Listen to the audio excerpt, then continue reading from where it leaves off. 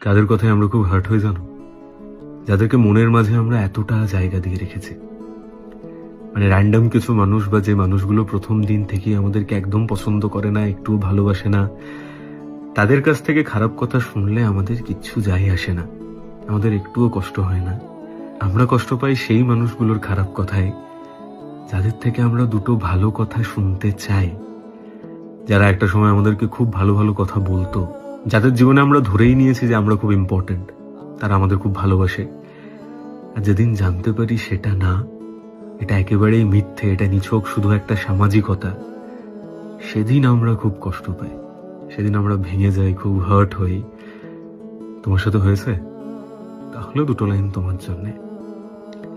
যে যুদ্ধ লড়াই কিংবা কোনো সময় স্রোতের শেষে চিনতে পারি না পুরনো মানুষ ইদানিং কাছে এসে। যুদ্ধ লড়াই কিংবা কোনো সময় স্রোতের শেষে চিনতে পারি না পুরনো মানুষ ইদানিং কাছে এসে। বলেছিল যারা থেকে যাবে পাশে, হাজার কিছুর পরে হাতে ছুরি পেলে তারাই প্রথম পেছনে আঘাত করে। আর সেই আঘাতটাই আমরা মেনে নিতে পারি না, কারণ আমরা তৈরি ছিলাম না এই আঘাতটার জন্যে, যে এই মানুষটাও আমায় নিয়ে এইসব ভাবতে পারে, আমায় নিয়ে এরকম বলতে পারে, আমার ক্ষতি চাইতে পারে। আর সেটাই হয়ে যায়। কি করব? এটাই ভাগ্য, এটাই সমাজ, এটাই জীবন, তাই না?